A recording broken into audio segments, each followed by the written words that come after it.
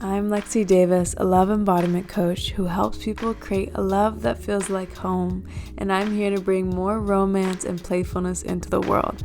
I'm also an international retreat host, vibe curator, and human connector. I serve people through my business, Alive to Enjoy, and this podcast where I invite guests from around the world to sprinkle their wisdom and expand your perspective so you can create the deepest love you possibly can reach in this lifetime. I also want you to live the most joyous life, whatever that looks like to you, and I hope that this slice of the internet brings you lots of smiles and helps you keep your heart open. Thank you for choosing Heart Snuggles to be in your ears each week, and I'm so glad you're here with me.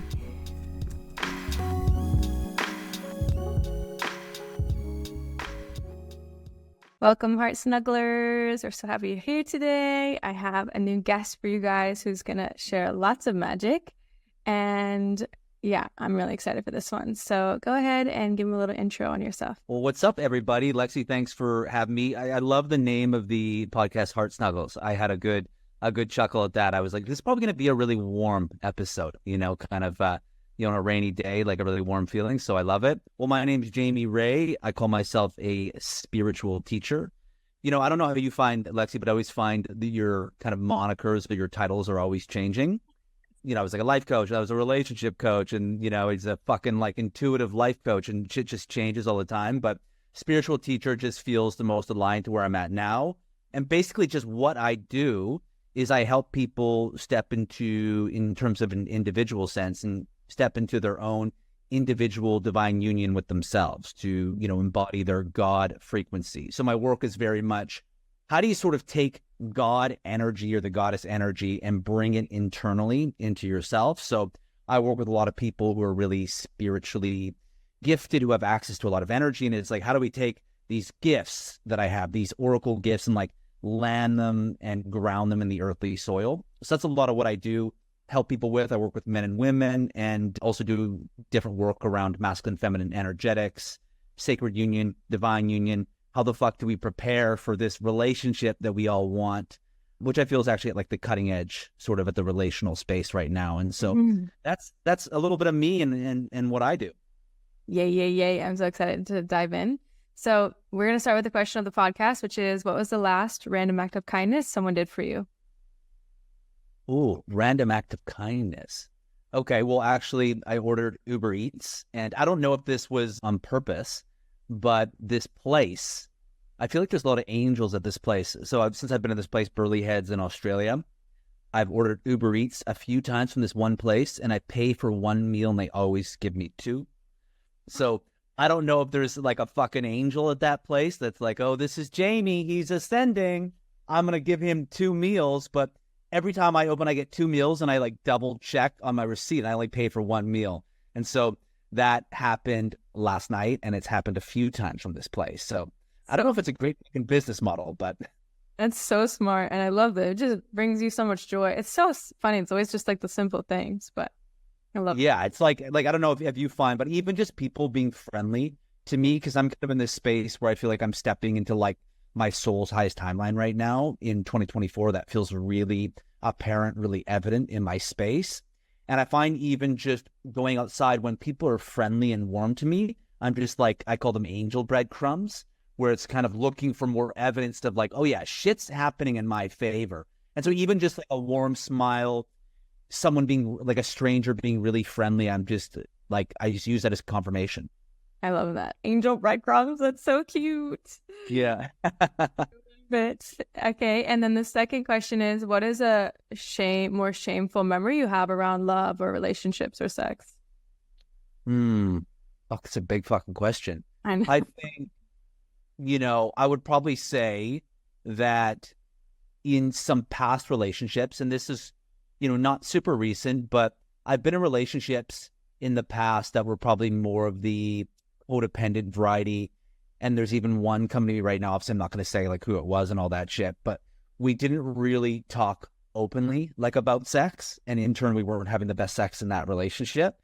And so I really learned a lot, I think, in that relationship about, what not to do, of what didn't work for me. And it was mutual, right? Just our specific dynamic ended up being more of like a partnership and a friendship as opposed to something that was really romantic and sexual. But just that the idea of being in that relationship and, when everyone's like, oh, like, how often do you have sex? You know what I mean?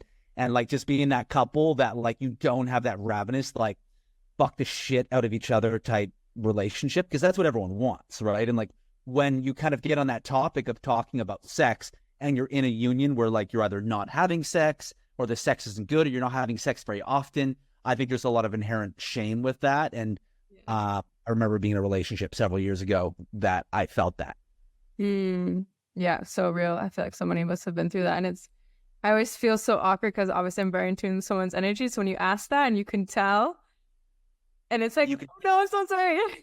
Got it. You can tell their face sort of cowers and they get really sort of like, I don't know what the fuck to say. And you can just tell by how they talk. Like if I can just tell by how couples talk about sex or their sex life or that question, like how quickly, either they're having amazing sex or they're not having sex or they're not having the sex they want. And I think it's a really loaded subject for people because everyone ultimately, I think, has a high sex drive, ultimately, but it's really about our connection to that life force energy, the type of work we've done to uncover the sacral energy. And so it's really loaded for people because we all want to be connected sexually and having fucking amazing sex. Yeah. And since being in Bali, I'm surrounded by so many different cultures of like the religious shame and actions around it, which is so intense. Like this week, I'm hosting a lingerie tea party and some of the women are like, that's so inappropriate. And like women telling me that when it's a woman's only event. And I'm just like, wow, I feel so bad for you. It's crazy. Yeah, lingerie tea party, that sounds fucking amazing. Really? I mean, that sounds like you're going to have really proper like British tea and like you're just going to be in lingerie. I love that. I think that's an amazing idea. And isn't it in Bali that you can't have like, it's a law, you can't have sex outside of marriage? In the country? They haven't fully implemented it yet. I think it's more, they're trying to. I don't know how they're going to implement that. But yeah, there's a lot of Muslim here and Hinduism. And so, yeah, it's interesting, like feeling this, like, okay, big liberation. And then standing next to people who are like so suppressed and finding how to stay open in your truth around someone like that. Yeah, I feel like that'd be really hard to enforce. Like what they would just knock on doors and be like, "Are you guys fucking? Like, show me the marriage papers." You know what I mean? They'd be really so nuanced to like have that as a law. Yeah, no, I don't know, but we'll see. As of now, everyone's good. It's all good. I'm glad to hear that. So I'd love to hear your journey with relationships and how you've kind of stepped into learning more about divine union and getting these codes. Yeah. So for me, it's being completely blasted by God, which is, what is the prerequisite to divine union, sacred union, that godlike holy relationship is you have to go through your own spiritual initiation. And so I really think that a sacred union, divine union is essentially two people individually who have found inner divine union with themselves, who have been spiritually initiated, meaning being punched in the pussy, punched in the dick by fucking God on their path, and had to essentially break massive karmic patterns and barriers, past lives, ancestral energy, their own sort of karma, just in our own sort of codependent relational patterns that we inherited from the family of origin. And so we have to like move past our own karma to liberate, to free ourselves. And I believe when we get on the other side of karma, because I think karma is like stagnant divine energy. And so when karma begins to move, it basically transmutes into divine energy. And so when we're able to get into a sacred union, it's a space where we're entirely fucking free of the chains, of the holdings of sort of our karmic patterns. That means past lives, ancestral. And so for me, my journey was that I had to go through a crazy spiritual initiation, which lasted about 3 years and is still ongoing. But I basically purged grief from another realm for every day for 3 years straight. I was in the hospital with compressed discs in my back. I had crazy nerve pains for 7-8 months, could barely walk. And through the pain, because pain is a catalyst for accessing other timelines, it's one of the most major catalysts for that.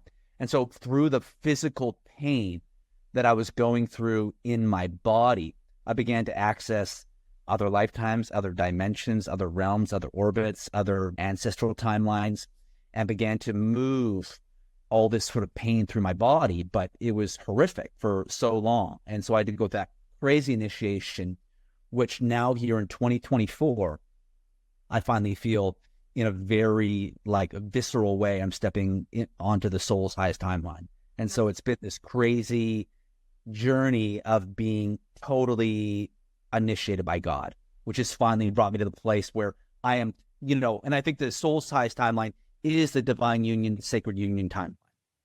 Yeah. Wow. That sounds, I've only had nerve pain once and it was brutal. So I can't even imagine what you went through. And yeah, I think everyone's like, yeah, I want divine union, but they really don't understand the fucking shit you have to go through to get there. It is not fun. It is not easy. It is intense. Of course, it's going to be worth it, but it's, yeah, not for the faint of heart. Completely. I think, sacred union, divine union, I'm a fucking goddess, like I'm a divine masculine, I'm divine feminine. Like it's all sexy. It sounds super sexy and glittery, but like in the actuality of how you get there, it is horrific. You have to face all the threats in your body, all this crazy shit you have to go through from other lifetimes. So you have to face all the literal tear in your body. And so I think with, spirituality, we're like, like spirituality is astrology and fucking crystals and tarot cards. And I'm going to go to all these like higher self events and we're going to dance and I'm going to fucking manifest. Oh, my sacred union is going to drip all over my body like warm honey or some shit. But it's really an arduous walk through a really, really dark forest because spirituality is just truth. And you have to go through all this karma, all this pain to uncover this like pure, innocent vibration of truth, which is what is like holy energy. Mm-hmm. And you're talking about karma. So do you believe that we can clear the karma and then that's when it comes, or they're always? Yeah. Okay. Completely. So I believe that, if we think about our soul, right? And so I basically equate that really powerful spiritual people have really old souls. So the power of our spiritual gifts or spiritual power is essentially the age of our soul. And so the process of like embodied spirituality of moving through karma is how do we take the vastness, this fluid vibrancy of soul and actually really ground it in the somatic body. And in order to ground it in the somatic body, we have to move through all the lifetimes that our souls endured and all the karma attributed with all these different lifetimes to ground it in the body. And so that becomes this sort of passing of a kidney stone. As the soul begins to ground into our body, we have to deal with all that karma that doesn't allow the radiance, the light of the soul to truly live embodied in human form. Yeah, I love that. I'm all about somatics. And I think, when you go to Ubud, for instance, in Bali, it's like people are in the 5D. They're not really on Earth. And I'm like, you guys we're on Earth, you got to come down a little bit. So I find that a lot in the spiritual communities. They're like, whoop, they're like off in another world. I'm like, no, you got to stay grounded. So I think that's really important. And I like the idea. I've never really thought about it. I'm just like, yeah, clearing it all out. And then obviously you're this beacon of light. So beautiful. Yeah, well, like I think, a lot of spiritual communities, right? It's let's go higher, ascend, you know what I mean? But like ascension begins with the descent, right? And sometimes, what can happen is if, say we're doing like a surplus of plant medicine, is we're activating so much like higher chakra energy. And what happens if there's a real disproportion between the lower and higher chakras that we can't actually ground that energy? And so it's like trying to fit so much energy to a really small hole. Right? So we want to live in this balance between the lower and higher chakras. And if we have this massive surplus of higher chakra information we're taking in, but it can't move through the lower chakras, then what happens is there's a disconnect between what we're accessing energetically and for it to tangibly live in our body so we can actually execute on earth these gifts that we have. Yeah, that embodiment piece. Yeah, it's like knowing all this knowledge, but it's not landed in. So interesting. And I kind of like to pivot into the journey to divine union and what you found. I mean, obviously we just talked about moving through the karma and stuff. And then, what is the process you find for yourself and clients? Yeah. So again, the process is that we have to go through this inner divine union with ourselves. We have to move through all this different karma. We have to, really importantly, if we're talking masculine, feminine energetics, we need to be operating from the core source essence, right? So, say we're not operating in our core source essence, whether divine feminine, divine masculine, that's really a misalignment with ourself, right? We're not actually operating in the pole that we want to be in. So we have to do that work to get into the appropriate pole, whether divine feminine, divine masculine. And in terms of doing that, right, there's what I call ancestral polarity.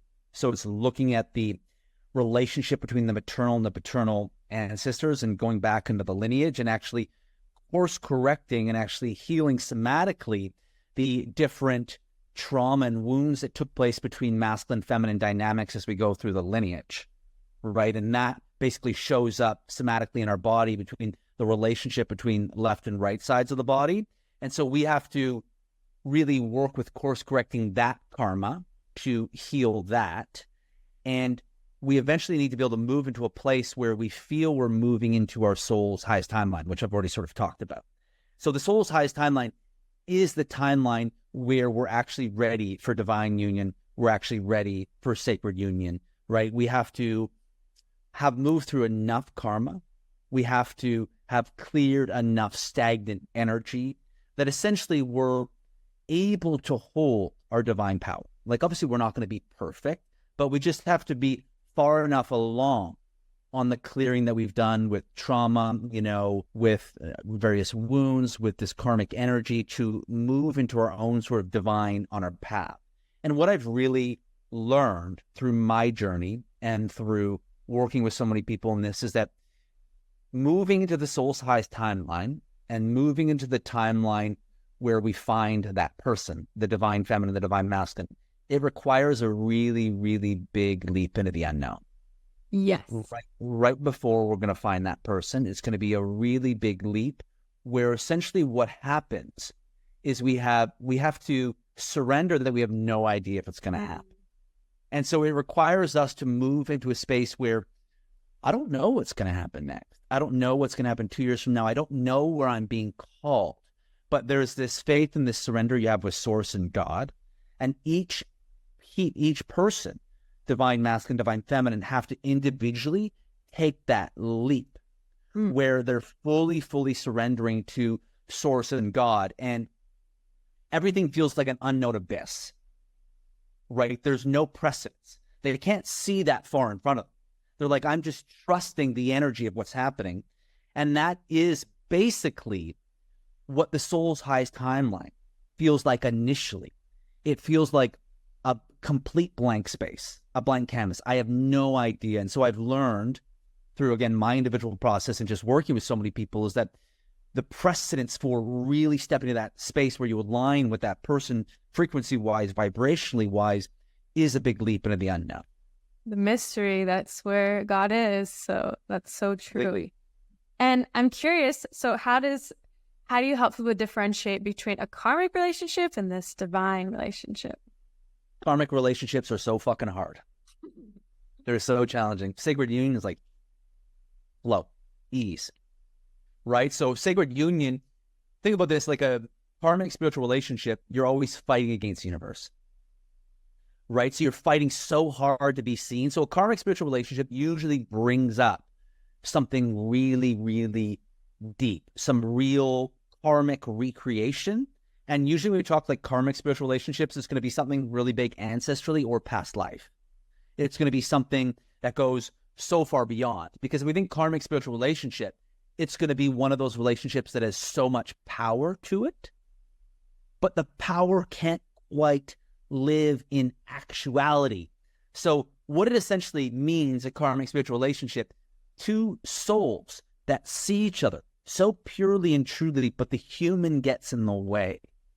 And so they can't actually ground that vibrant, massive, explosive soul relationship in human form on the earth. In sacred union, there's that soul recognition, but two people are actually able, with the path and the karma that's been completed, to ground that energy in human form on the earthly soil. And it's not hard. And so in a karmic spiritual relationship, we're always like, if you a good way to tell someone's in a karmic spiritual relationship, they're like, like, oh my God, we were clearing this stuff and there's like angels from another realm. And, Like I moved my arm and their right arm twitched but it's like they're fighting this uphill battle. They're having such a hard time grounding the relationship in reality. And so it's all this higher dimensional energy that isn't able to be grounded into the human. And ultimately what happens with these karmic spiritual relationships is usually a last stop on the karma train. That's why they're so hard to let go of. It's kind of the one before the one. Because what happens when you let go of the karmic spiritual relationship, it's a massive, massive attachment rupture. And an attachment rupture at literally a past life or ancient ancestral lineage rupture. Wow. And so you experience this rupture and you feel like you're dying. You feel like everything's over. And that sets the precedence for this big leap into the unknown abyss, right? And so it heals some deep, deep karmic holdings at sort of this attachment sort of cord level, right? And as you unhook from it, you completely move into inner divine union and start to become the hero or heroine of your story and step into this unknown. And that's the timeline where sacred union is. And in the sacred union, you don't have to fight to be seen. It's not hard, it's flow. It's like you're working with God because you're actually able to hold that soul vibration.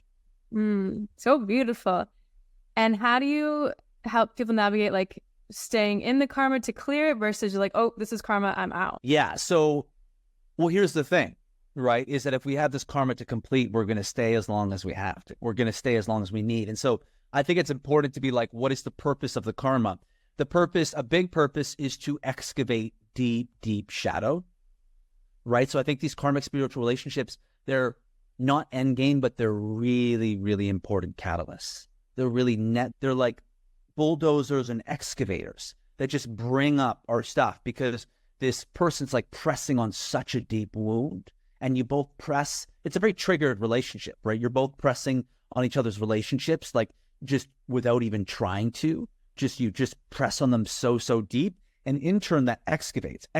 So you're going to be in the karma as long as you have to until you're like, okay, it's complete here. I've seen this through. And usually what happens, I think people try so hard to get it to work. They keep trying and they break up, come back together. And eventually they realize that it probably shouldn't be this hard. And when they realize it probably shouldn't be this hard, they're beginning to move into more of a vibrancy. Oh shit, things can actually be easy.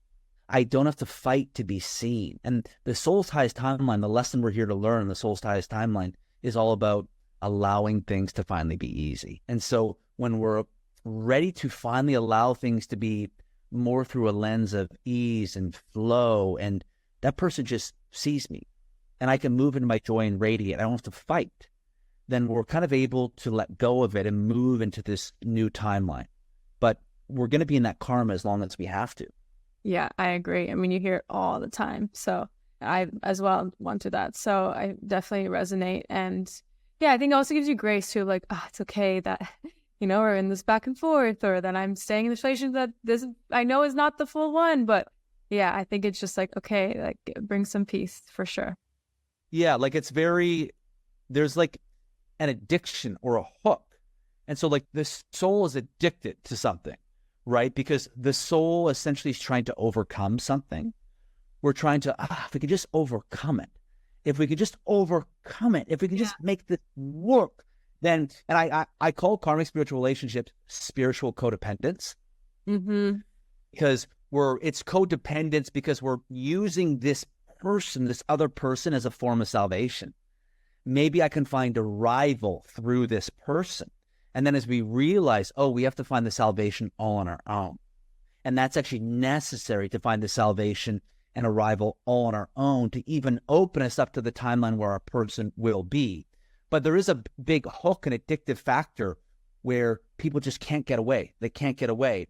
And it's because they need to continue to learn through struggle. And the struggle is a catalyst for excavating and revealing elements of shadow that need to be worked through until we're finally ready.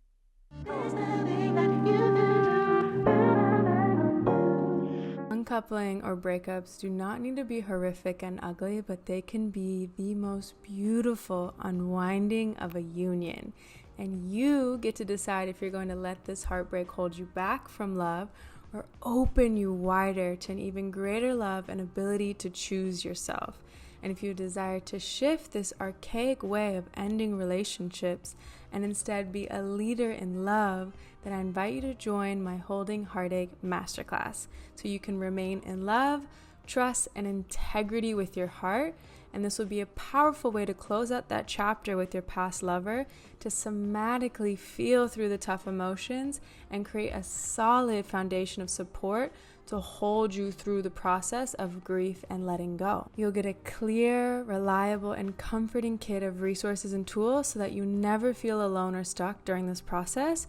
And I created this masterclass so you'll feel empowered to make it through the painful process and come out the other end anchored in truth and more rooted in love. I want to remind you that your heart isn't broken, you're being opened wider, and thus you're being able to feel more alive.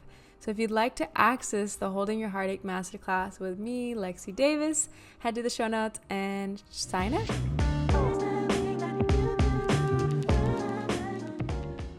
Yeah, and I think struggle with people, that's where most people live in. It's their home. Like, chaos is their baseline, even if they don't want it to be. And so, yeah, we really got to make it through that. So it's not easy and it's not necessarily fun.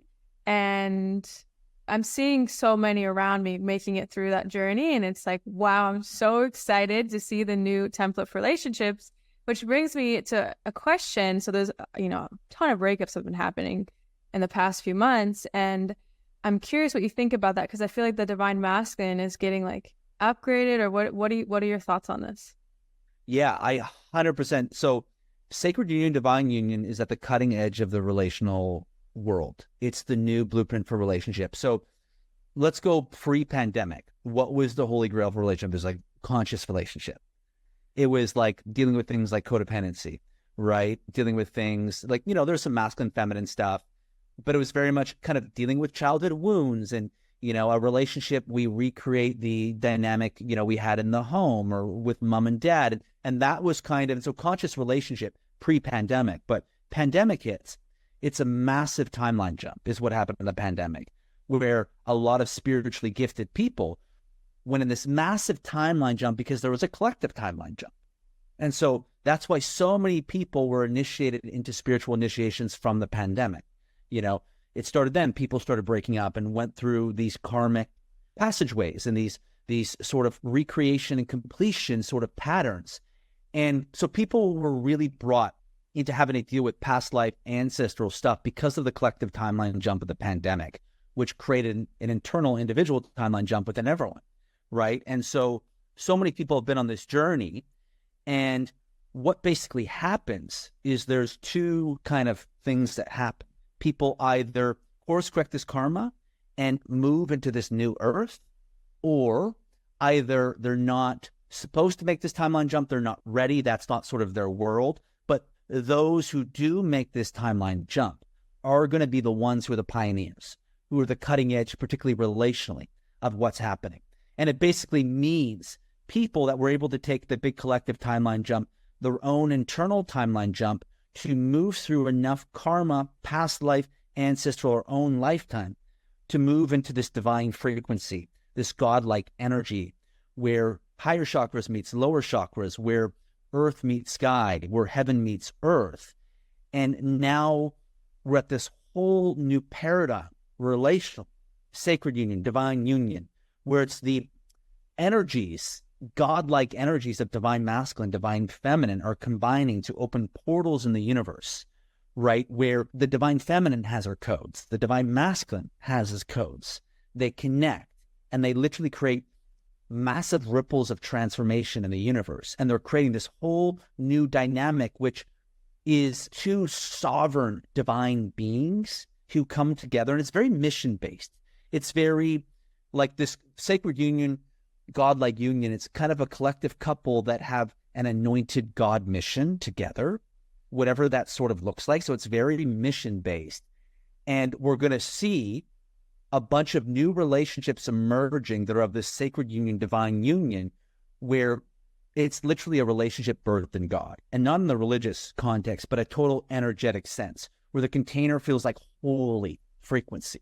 It literally feels like holy frequency. And so this is the next evolution relationally after conscious relationship. This is the new paradigm, which is people who have individually gone through initiations and integrated those initiations to move on to this new timeline collectively, to create this new paradigm or blueprint relationally. And I think there's a lot of divine masculines who are coming alive in this, as well as there are divine feminines. But I think the divine masculine is really coming awake in a different way and maybe catching up to a lot of these women in certain ways to kind of co-create and to connect and to create these types of relationships. Because I think there's a lot of men who went through these initiations, a lot of spiritually gifted men who were thrust into these God initiations. And so that's where we're headed.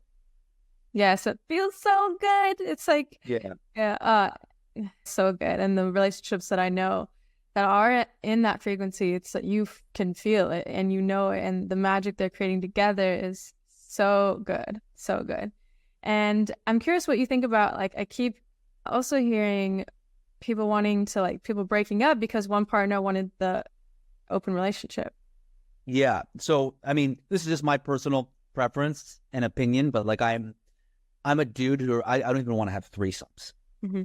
I don't even want a threesome. You know what I mean? I'm someone who's very traditional in that sense. And I believe sacred union, divine union, I believe it's a closed container between two people. And that what I've seen through working with so many couples is open relationships is always the beginning of the end.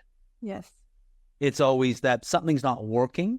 Yep. You know, and we're having to open up is in a way, a lot of ways, a cop out to try and then it's always the beginning of the end. And so I believe these divine unions, sacred unions are going to be completely, fully monogamous between two people type relationships, which is very much like returning back to source, returning back to the beginning, right? And so I completely don't think these relationships will be open in any way. And if people need relationships to be open, it's because they're not ready for sacred union and they have wounds and karma they need to move through that they're not ready for this level of relationship yet. I find that every time. And too, same when my friends like, oh no, I'm just looking for fun. And they go a little bit deeper, ask me a few more questions. And they never actually just want fun. They're just, think they can't have what they want, or they're afraid of, being hurt or all these things. But it's like, it's very rare that someone wouldn't want a sacred union, And so it's just letting people know that that's possible and there needs to be more people that hold the belief and template of that, because people give up so easily, which makes sense. There's not many good examples for enough people, Well, completely. And I think you raised a really, really good point there, where with this paradigm, sacred union, divine union, it's like I even talk about it and people are like, oh, that sounds great, Jamie. You know what I mean? Like this very idealistic, and it's like, this doesn't exist. And, and I'm like, well, this is the only form of relationship that I could ever exist in, just because of where I've had to go individually on my path. This is the only option, right? And I think this is the problem. What happens with people is you're never going to be able to call in a sacred union, divine union if you have any of that scarcity. If you have any of that scarcity that, oh, I don't know if my person's out there, you're leaking energetic leaks vibrationally, and the boat is sinking in terms of your manifestation powers to create what you want. And so you have to live in that alignment of like, what do you want? I want a sacred union that is so safe, stable, has this incredible foundation, but we fuck each other open to God, imprint each other with codes, we create portals and vortexes in the universe, and it's that or bust, and I'm going to be alone, right? And you have to be that level of, you have to declare what you want. This timeline relationally is all about declaring absolutely every single fucking inch of your desires. And if you don't truly believe that at a cellular level in your body, that you can have that, hold that, you give yourself that much permission, you're never actually going to call it in. Not actually living in truth with their deepest no or not wants a sacred union. Even people that are walking totally unconscious through the world, they want a sacred union and they don't even know it. Yeah, I mean, everyone wants love. There's no one that, if they say no, it's because they're hurt. It's like, love is our purest, it's the best feeling. So yeah, I agree. And I think that declaring piece, I've helped many clients feel like you can have it, just really claim what you want and, move through whatever is there that's feeling like you can. So I'm just so excited to see how this transforms for more people. Yeah, it's a very exciting time. I think what's happening relationally, and you do have to live into that level of declaration of like everything you want. And, you know, if you think of like what the soul's highest timeline is, it really is permission to be in your power. And what I've learned through my practice and just my own journey of the two things, well, actually, what I'm going to say is the number one thing I've learned that don't allow people to move into their power is guilt, and fear of outshining others is actually the number one thing I've learned through there's other ones, but I'm just going to bring forward the number one. So fear of outshining others is, how will other people respond when, you know, maybe I have this incredible fucking relationship where we ravish each other, and then you're around couples who, you know, have shit relationships or shit polarity. And it's like, as I tell my clients, is you need to make other people fucking uncomfortable with your power. Our power is polarizing. It is. And you need to make other people uncomfortable, because that's the level of self-worth that you have to live in, because it's not ego-based. It's a transmission of God. You're in source energy. So other people who are disconnected to source are like, oh, Jamie, you're so an ego. No, I just have God moving through me. I have God moving through me, and I'm actually in service. But people who are living in that guilt and shame internally within themselves and are self-sabotaging their own power, they're living in so much resistance to their power, will look at that and be like, oh, like of course that's ego, because it's their own sort of internal projection, where this is actually like a gift and honoring of source within me. And that's what happens with our power. Yeah, and I think that's such a good point, because, you know, people are always like, oh, it's not going to last, and give you these kind of comments of like bringing you down. And I see that all the time, and that makes me so sad. And you just have to realize, like, exactly, that's where they're at. That's, you know, you can't let that stop you from embracing the truth of what you have and what you want. Well, completely, because, you know, it's all about the timeline someone's on, right? And this is another thing I'll say too, and I always say to my clients and, you know, on Instagram, is protect your timeline. Protect your timeline, right? What really fucks people up is when they're, say, moving into like the soul's highest timeline, but they are hanging around people that are just living in a completely different orbit or realm. And every single time they step into that other person's orbit, whether they know it consciously or unconsciously, they're having to minimize or mute the radiance of their power in some form to fit that person's vibration. So you need to protect your timeline by who really amplifies my rate, my frequency, and my vibration, and really, really know where you're going. You know, obviously, like, you know, parents and family and stuff like that, you know, they're going to be on a different timeline, but, you know, you need to see your family and shit. But just understand that people just live in different realities and orbits. And, you know, that you have to just trust your own oracle, your own intuition, and that energy within you to be able to just walk the path with courage. Yes, it's so important. And I'm curious how you have started to embody this God frequency more. You know, for me, it's just a merging and connecting of all the different energy centers in my body. You know, crown meets root, where, you know, we're dealing with karma at sort of every single center, you know, root chakra to sacral chakra to solar plexus to heart to throat to third eye. I also call the face the chakra belonging, even though it's not actually, because a lot of like attachment trauma is in the face, and then the crown chakra. And so they all need to kind of merge and kind of spin together and connect together. And for me, in terms of, it's been this crazy process. And the biggest thing I would say that I learned and had to learn was you have to stop trying to figure it out. Because when you're trying to figure it out, what's happening is you're all of a sudden, you've cut the source of source. When you're trying to figure it out, you've all of a sudden cut that godlike frequency, right? So when we're trying to figure it out, it's some sort of cerebral mindscape of like what's happening, right? We're trying to use our mind to export some illusion or false sense of safety that I know what's going on, which is coming from some sort of internal place of fear or control. And so what we have to learn is we have to surrender and give up the need to have answers. In doing that, we engage in a submission, surrender, a transmission with source for the answer to come to us when we're ready. And in turn doing that, you like, now I'm like, oh, my left knee, all of a sudden I get an answer. What the fuck's going on there? And it comes to me, and you move into what you could call God consciousness, because you've moved out of like human thinking consciousness or human consciousness, and you've moved into a new vibration of God consciousness, where you're aware of the orchestration of how God works at a different level because you've surrendered your thinking mind to submit to higher dimensional answers. And a lot of it, just very practically, is learning how energy works in your body, learning how emotions move through your body.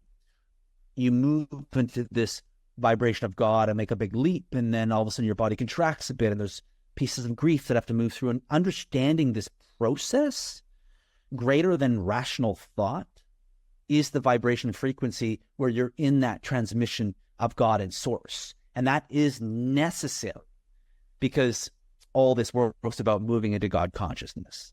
And so that's kind of the process. Yeah, I've really been on that journey the past year of like, okay, I got to let go. I got to trust and really walk by faith and be so connected to my body. Like you said, like our body, the language of our body is just gold. Like everything is in there. And the more we can trust that, I'm really clearly seeing the benefits of that. So I agree with you 100%. Well, yeah, and like even you, just with all the living abroad, which you've been doing and which I'm doing now this year, I really kind of see it, and I don't know how you've seen it, as kind of an experiment with source, right? Really, where every single day I kind of have the mantras like angels, how are you going to show up for me today? Right? And I'm always sort of looking for, again, those angel breadcrumbs. I'm looking for more evidence of the universe is conspiring with me, of working with me on this path. And since I've been abroad the past 2 months, my relationship with source just like skyrocketed because I've been in this constant transmission with angels and God and source. And you really, really have to strengthen that muscle. You have to strengthen that muscle that you are taken care of, that you are protected at like a deeper level than you can even, fathom or understand. And often the vehicle for that, for the frequency of how does God move through us, it's through somatically, through the body, through that energy that wants to release out our hands, out our feet, to essentially ground and expand God consciousness, the energetic aura and orbit at a greater level on earth through our somatic body. Yeah, I mean, as you said too, like especially when you're traveling, you're in the unknown. When you're in a new country, it's like you don't have a choice. You do have a choice, but you're choosing the wrong choice if you're not gonna be open. And it really helps to somatically feel that frequency of, okay, like I don't know anything that's around me. I have to be really present. I have to be with my body, and I get to see what flows today, what magic gets to be created. And I feel like you're just so much more open. So it's a really great way to practice for sure. Yeah, it's an amazing way for that sort of, godlike experiment. Yes, it is. And another question that's popped in my head that I've been like just hearing constantly, which we touched a little bit earlier, is people not being able to let go of that attachment. So when they're like trying to leave these relationships, even though they want this union.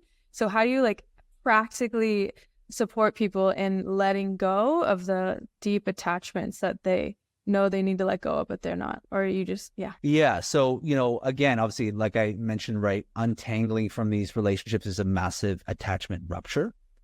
Right? And basically the stakes that are being brought forward, it's life and death, right? So letting go is like dying, right? And so really it's just about supporting the nervous system to provide support for the system, like when that deep, deep fear arises, because what you're dealing with is a massive threat response, right? A threat response where that person feels like they have the thing they need and they're letting go of the thing they desire because they don't understand the deeper workings and underpinnings. So it's really just practically like, how do you support the system? How do you help support the threat response, right? Which is like, different orientations, markers of safety in the body, of understanding that you're going to be okay, having a support system around you, really, really practically. And so a lot of what it's working with too is like, for example, when I work with attachment trauma in the body, you're working with the face, a lot of different trauma that's held in the jaw, the inner ear, the eyes.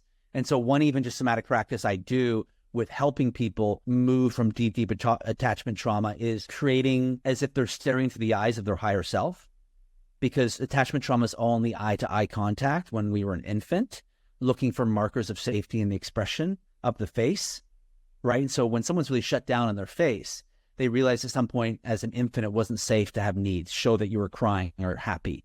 You had to be more shut down because you learned that those needs wouldn't be met at least consistently. And so when you begin to orient with the eyes of the higher self, you're kind of seeing the radiance and clarity of those eyes, which helps to calm the system, to calm the nervous system, bring you more into parasympathetic. And all the trauma in the face wants to move through the heart chakra as well. All the different barriers and protective agencies that we have against love, so much of it is in the expression of the face.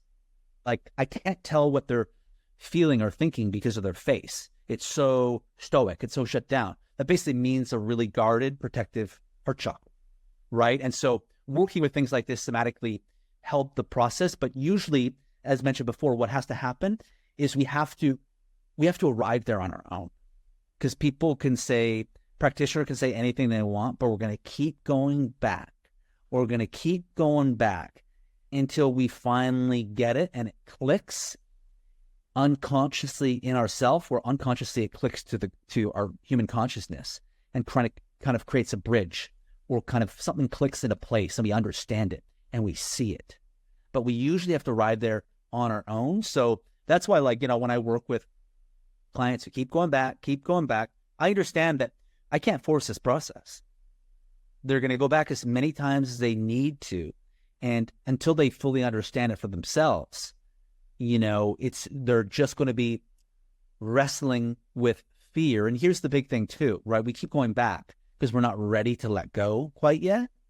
And so what has to happen is we have to go back as many times to excavate more and more and more until enough is cleared that we have finally spaced that we can hold the paradigm, the world of letting go. So the reason why we're not letting go is because we don't have the capacity for it yet. And so usually the going back is part of the excavational process of preparing the body to eventually let go. But it's kind of working on God's time. And we can't really fight or deny that. Definitely not. There's no choice that. I'm really glad that you have that grace. I feel like sometimes, obviously wouldn't be a good practitioner, but gets upset, right? If they're not taking their advice. It's like, this isn't about you or your timing. And yeah, so I love that.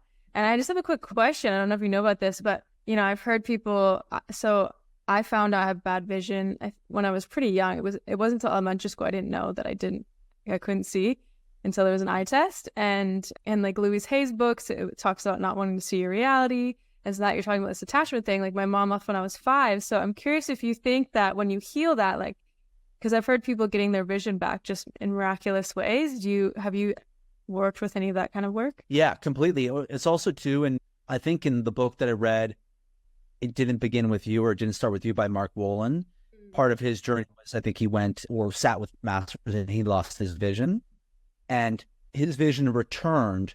He sat at the feet of one of his masters. I read this book years and years ago, but he sat at the feet of one of these like gurus, and all he said is, you need to go home, or go home. You need to go home, right? So he's looking for these answers, by traveling, by being away, and the healing happened at home, and in turn healing his relationship with his mom and dad, and those wounds, he got his vision back. So the way I work with the eyes, again, it's a lot of attachment stuff, but really, if you think about the eyes, it's to see or be seen. So much of the eyes and trauma around the eyes is really, really being seen for who we are at the deepest core level, being seen by others and seeing ourselves there, right? So it's really seeing the pain and that hurt at the deepest level of what maybe happened to that rupture, right? And then allowing someone to fully see that part of us, because at some point we are going to create protective guards over that part, right? Because the pain was too much. So seeing ourselves would be too intolerable, allowing other people to see it. And also like seeing ourselves in our power too, right? Seeing ourselves in the most powerful vision of who we are, which is for women a lot of times is seeing the radiance of their womb. For guys, a lot of times seeing the power of his cock. So it's the eyes, and that can 100% heal, but it's all about, it's like I'll be in session and someone's eyes are twitching or rapid movement. And I'm like, what's going on with your eyes?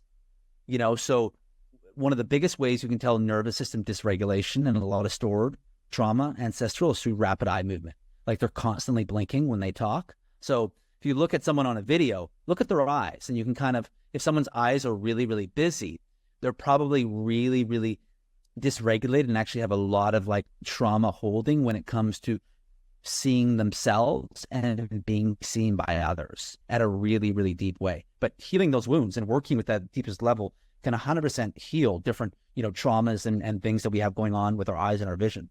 Yeah, I fully believe that. And it's such a good point, because in so many of my circles or events that I do, so constant, the eye contact, like, I always give that as an activity, and people freak out. And that's when like, yeah, you're right. You're spot on about the being seen and about how much they're carrying. Because, it's just, even if the darting the eyes down when someone's talking to you, and there's your eyes do tell you so much. So I really love that point.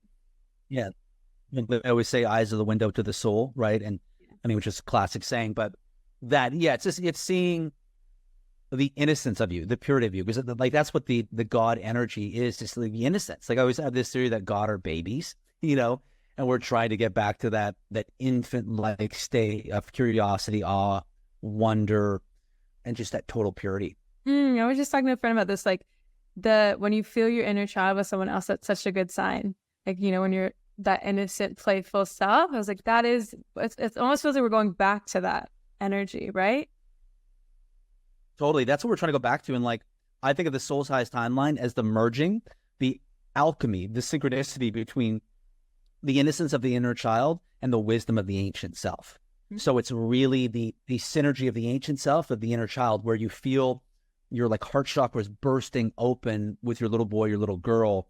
But then what's moving into your space, the crown and everything, is like this godlike or goddess-like ancient self that you're finally embodying, and they're connecting together. That's like what the soul size timeline feels like.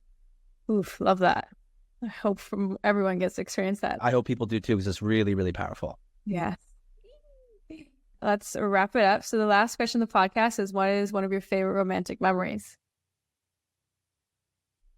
Oh my God.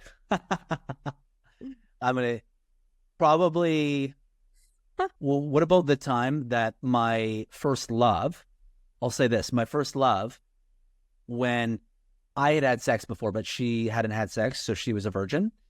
And our song was Nelly Furtado Try was our song.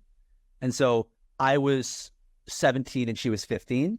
And my parents were away, conveniently, obviously. And I put a blindfold on her, and then I had a speaker in the room. It was like one of those ghetto blasters, because this is in the 2000s. And I was playing our song, Nelly Furtado Try, and I had rose petals, like literally all over the fucking place, the entire room. So it's like, rose petals were like leaking on our ass and shit, like just all over the place. And yeah, and then I took her flower for the first time, and the sex was really not very good, because it's never really good when it's someone's first time. But yeah, I would say that's immediately what came to me. I'm sure there are others, but that's the one that came to me. So that's what your audience is going to fucking get. I like that question.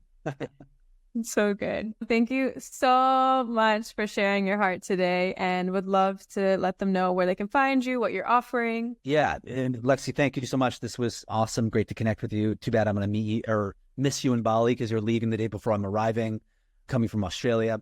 But yeah, so the best place people can find me is on my Instagram, which I guess maybe you'll include in the show notes, rather than me just speaking it aloud. So you can get my Instagram handle in the show notes and check out what I'm all about. I have a program for women called Ravished.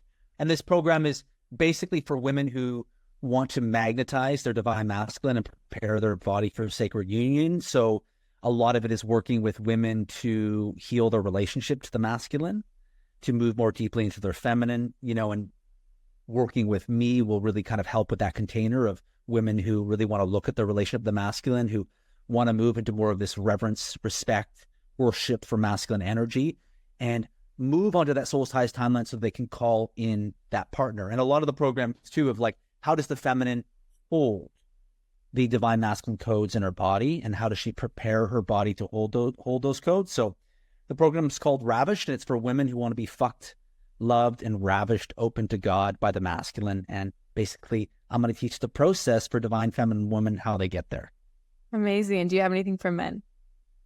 Right. So I work with men and women, one-on-one coaching.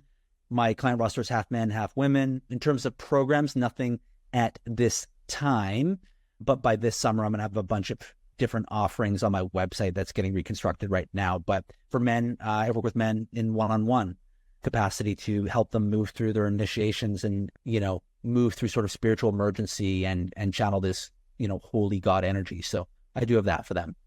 That's very powerful. I feel like men really need that extra support because oftentimes they try to do it alone. And I mean, women do that too, but yeah, I think it's beautiful that you can be that anchor for everyone. Completely. Men and women, come at me. Let's fuck some shit up and change the world. Thank you so much. Thanks so much for having me. You made it to the end of the episode, so now it's time for our snuggly heart breath of the day. Place a hand or both hands, if it's safe to do so, over your heart and take a big breath into your heart center. Open your mouth and let it go. I'm so grateful to have shared this time with you. If you enjoyed this convo, please share with your besties and your fam. And if you're a visual person like me, fly over to YouTube and watch the video. If you want to do a random act of kindness today, please leave a 5-star review so more people in the world can get their heart snuggled.